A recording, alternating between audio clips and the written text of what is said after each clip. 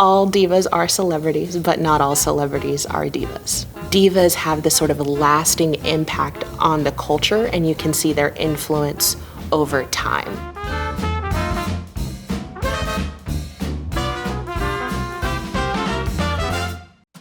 I think a diva is not someone who just has talent, right? Because lots of people have talent, but rather it's someone who has talent and influence and political sway, and that other divas recognize their divaness. One of the people that I study is Josephine Baker, who was the only woman to speak at the March on Washington, which you know from Martin Luther King's I Have a Dream speech. And it's something that hasn't been widely studied, largely because Josephine Baker is sort of just understood as a performer. At the age of 11, she watched on the other side of the Mississippi River, East St. Louis, getting burned down. She drops out of school. She was a cleaning lady for a bit and then decides to join a black vaudeville troupe. At 13, she ended up moving to Broadway and becoming a dancer on Broadway, but was not getting roles or was not allowed in certain places due to segregation. So she ended up moving to France to become a French showgirl and absolutely became an instantaneous star. She had, Parisian designers and lovely fancy clothes. Because she became so enmeshed in Parisian culture, when Paris fell to the Nazis, she started using her French chateau to harbor resistance spies. She was able to get information to the resistance through invisible ink on her sheet music.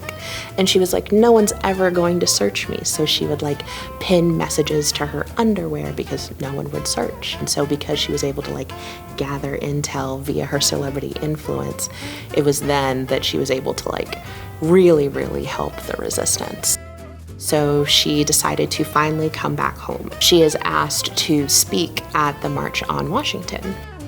She then again leaves the United States because she wasn't seeing enough progress and goes back to France. But her new endeavor is she happened to be in Japan and she adopted a Japanese son there, and then proceeded to adopt 11 more children from around the world. She attempted to ensure that the cultural customs of each of her children were honored and they knew their foreign language, right? Angelina Jolie before Angelina Jolie. She worked pretty hard to ensure that in her lifetime she was living by the morals that she sort of wanted of an integrated society.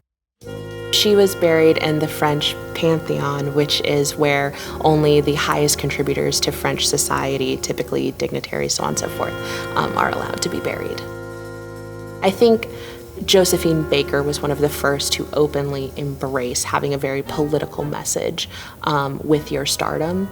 And I think we now see more stars who are embracing that to say, yes, I may be a celebrity, but also these issues are very important and we should care about them. I think that her rhetorical contributions are really important when we look at the overall message of the civil rights movement and how much she was able to sway opinions through her stardom and through everything that she learned while she was living over in France.